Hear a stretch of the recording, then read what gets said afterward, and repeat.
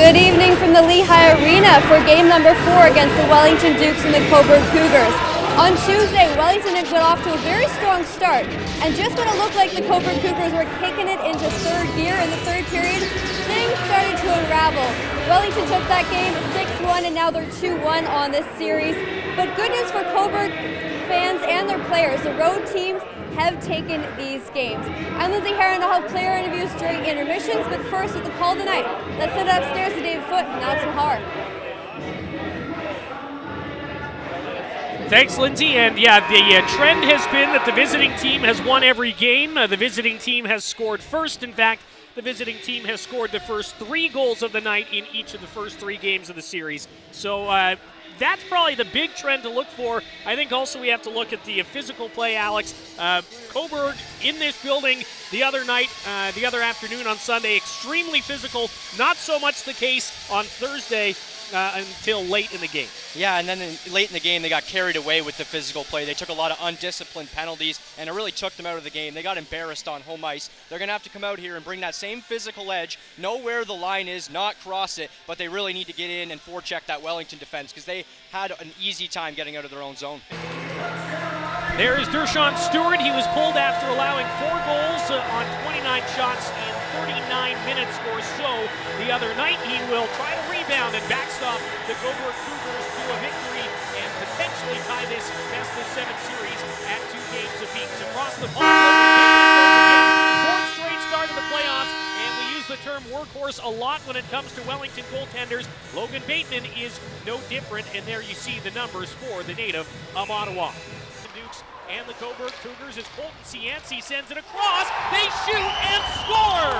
And Mac Lowry, 12 seconds in, makes his presence felt for the first time in the series. And we were talking pregame, David, about where did the depth options for scoring go from the Cobourg Cougars. Well, here's Mac Lowry getting his first goal of the series right here just briefly into this game, 12 seconds, and he snaps it by Logan Bateman, an absolutely beautiful shot. Cougars on the rush again, left wing side, Welsh driving in, and his backhander turned away, and the rebound shoveled back out to the point. Fired wide of the net, rebound scored!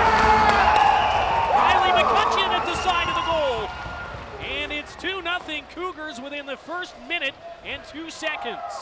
Riley McCutcheon had 28 goals in the regular season. A lot of them come from that area. He's a big hockey player. He goes to the net with force, and right there he's there to capitalize on the doorstep with the wide open net. And this Cougars team, really came to play here. They got embarrassed, as I mentioned, the other night, and they really look to have their legs here in Wellington. By Porter, Favreau walking in and firing. Save made by Bateman, rebound, scores! And it's Brock Welsh on the doorstep, and it's 3-0 Cougars. And there's Brock Welsh. He scored a power play goal in this building on Sunday afternoon, and he's going to get the Cobourg Cougars out to a 3-0 lead here exactly 5 minutes in. So 7 shots now. The Dukes have yet to register a shot on goal, and the Cobourg Cougars have already buried 3 here, and that was just excellent puck movement, David. They moved that side to side very well. They certainly did for Brock Welsh, the 20-year-old from Barrie, his second goal of the Buckland Cup playoffs. Up by Jack Graffey, and the Waterloo native gets it to the line, but not out. Nice toe drag by Gilmore. Down in front, they score! Elijah Gonzalez gets one back, and after taking the penalty that led to a key Cobourg goal, it's Elijah Gonzalez's second of the series that cuts the lead to 2. And that's why it's so frustrating that Gonzalez makes so many runs to the box, because of the skill set he has. After an absolutely beautiful play by Tyson Gilmore at the blue line to intercept that pass and then find Gonzalez going to the net. And how about that finish, David? Just absolutely roofs that off and off the bottle over Stewart. 3-0 deficit, but they've done a great job here battling back. Shot on, they score!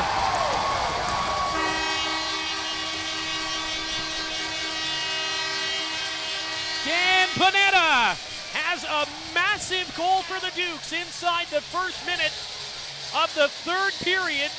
And the Belleville native, second of the playoffs, cuts the lead to 3-2 as he goes upstairs on Dershawn Stewart. And Panetta comes around the dot there and absolutely wires this past Dershawn Stewart. A beautiful goal by Panetta.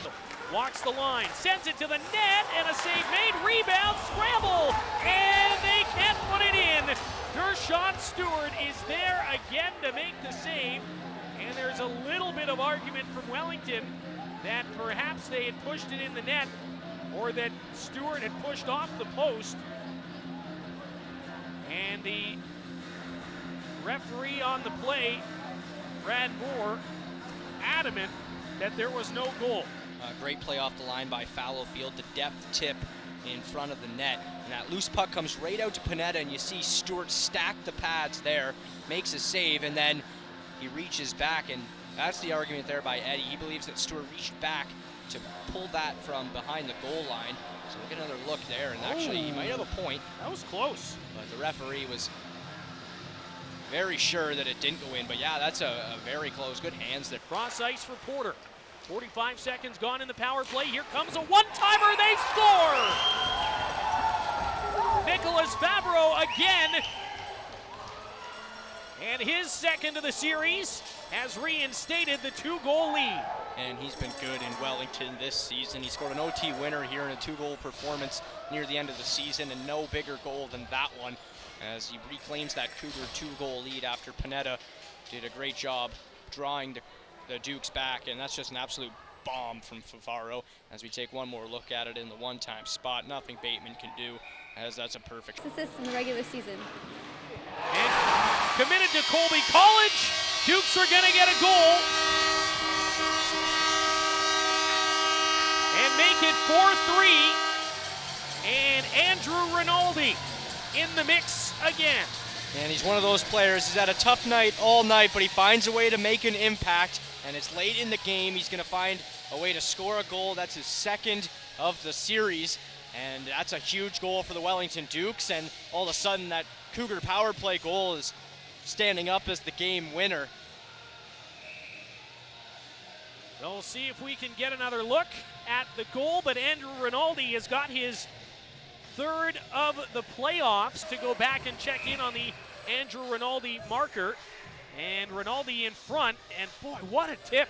He didn't even look like he saw the shot coming, but I had mentioned earlier, going low and redirecting may be the way to get by Dershawn Stewart, and that time it's the far out tip from the slot area that makes the difference. Yeah, you really have to make his eyes move, Dershawn Stewart. You got to get him going one way, back the other, and he can't adjust to the shot. The goaltender, Bateman, banging his stick on the ice. They shoot and score! Quinn Hanna from the right point again. It makes its way through, and the Dukes have tied the game in the final 2 minutes.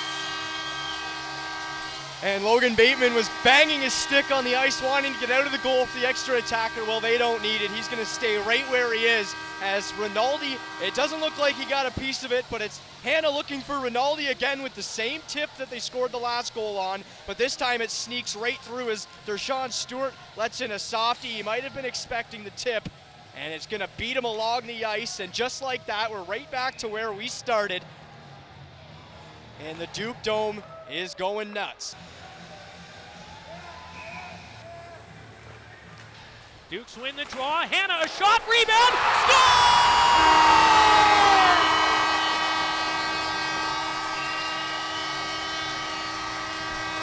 Elijah Gonzalez, late in the game, 5-4 Wellington.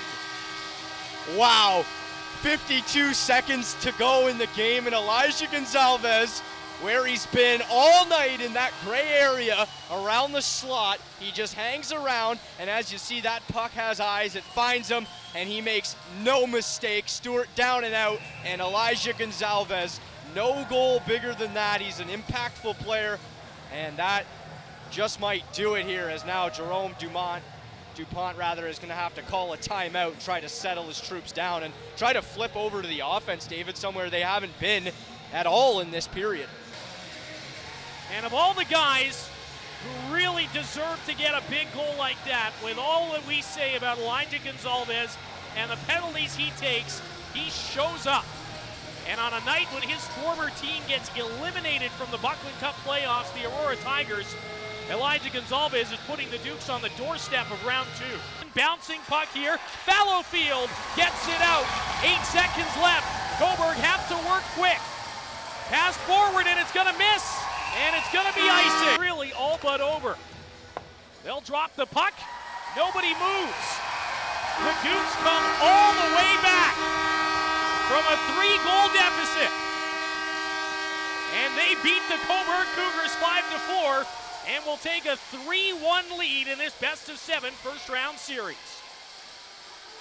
What a game, what an effort from the Dukes, and what an incredible comeback. Thanks, Lindsay. Boy, what a finish to that one. We were on the cusp of a long night, potentially, here at the Duke Dome, and Wellington, as they tend to do when it matters most in these playoff situations, get the job done. They battle back from the 3-goal deficit, and Elijah Gonzalez, the hero, with the game winner in the final minute. If we ignore the first 5 minutes, Wellington pretty well carried the play. They had an outstanding night, but you can't ignore the first 5 minutes. No, the first 5 minutes, they started off slow. It's about starting on time. The Wellington Dukes were not able to do that. It cost them. They fall behind 3-0, but then they outplay the Cobourg Cougars, like you mentioned. Coming up tomorrow night from Cobourg, 7 o'clock.